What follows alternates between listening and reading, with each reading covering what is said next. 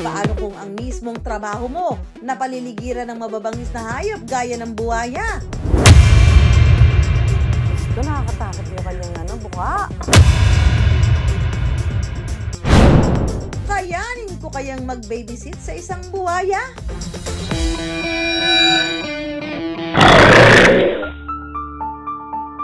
Sa ilalim ng mababaw na tubig na tila walang bahid ng anumang banta, may isang nilalang na tahimik na nagmamanman. Ang buwayang si Negro. Ang OG na pangil ng Maynila. May habang 6 na talampakan. At isa sa major attractions dito sa Manila Zoo. Si Negro ang maghapong binabantayan ng zookeeper na si Reggie, isa sa may tuturing na croc whisperer ng Manila Zoo. Bata pa lang po ako kasi ang lolo ko po ay hinete at trainer ng kabayo. So umaga pa lang, natuto na kaming gumising ng maaga para magpasyal ng kabayo, tumulong sa lolo ko. And doon nag-start hanggang sa merong pagkakataon dito sa zoo, nakapasok po ako. Tapos na-enjoy ko na po ang Manila Zoo. Nakatoka kay Reggie ang paglilinis ng kulungan ng mga buwaya. Halimbawa, bigla ka nahulog sa kanya ganyan, kagat ka na yan. Pwede pa po akong iligtas sa sarili ko. Kung kaya ko, kung malalim ang tubig, pwede po akong umilalim sa kanya at padadaanin ko lang siya. Kung inaakala ng iba na madali lang ang trabaho ng isang zookeeper, maling akala yan. Dahil sa bawat pagpasok nila sa kulungan ng mga hayop na nagsisilbing teritoryo nito, tila isang paa nila ang nasa hukay. Pag pinapalipat po namin siya, minsan po pumapalo yung buntot niya. Yun po malakas. Ayun. Opo. Sabay po yun. Pagpalo ng buntot niya, sabay kagat. Ah, gano'n? Po. Pero siyempre sa iba, delikado yan, Ano diba? po, yun eh. Alam lang po namin yung behavior na hayop.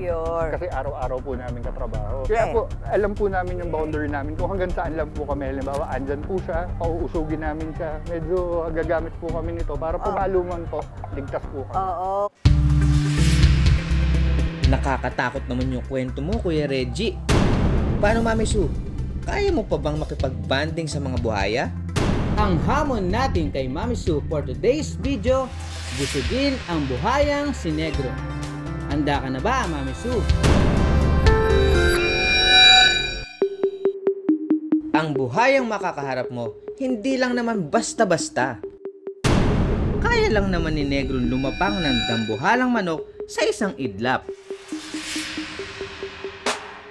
Kung makikita niyo po, ito pwede siyang tumalon hanggang dito eh. Ay, ito? Po. Ganyan, abot siya? Pag may Layo-layo tubig po tayo. Pag may tubig po Ha, talaga? Kaya niya po. Dahil sa laki at tikas na pagiging agresibo nito, sinisiguro ni na Reggie na may layo silang 1 hanggang 2 metro tuwing magpapakain ng mga buwaya. Ito po yung panangga namin sa kanya. Paano siya nagiging panangga sa kanya? Pag halimbawa po, a-attack siya sa amin, it's either harangin namin. Pagka yung talaga aggressive po siya, isang pitch lang. Yippee! Oh, ganun lang. Ganun lang talaga niyan, ha? Pero di nagtagal, sumakses din ang aking misyon. Yung keeping ng mga buhaya, in particular, hindi sila talaga nakaka-recognize ng kanilang keeper per se dahil sila ay highly predator reptile.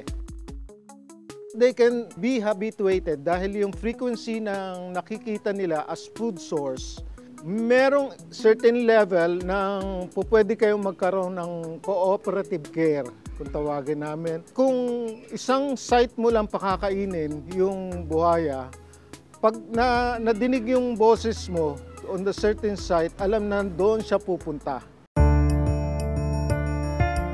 Batid naman daw ni Reggie ang peligrong kaakibat ng kanyang trabaho. Kaya lagi niya sinisiguro ang kanyang kaligtasan. Gaano man kadelikado, hindi raw basta ipagpapalit ni Reggie sa ibang trabaho ang pag-aalaga sa mga hayop. So yung sweldo niyo naman dito, parang okay lang dito sa risk ng trabaho niyo. Opo. Kailangan medyo, ano ka din pag ito trabaho mo, di ba? Alam mo din yung mga tamang pag-iingat, di ba? Ang trabahong kinatatakutan ng iba, ikinararangal namang gawin ng iilan, hindi lang para kumita, kundi bilang pagkalinga rin sa ibang nilalang.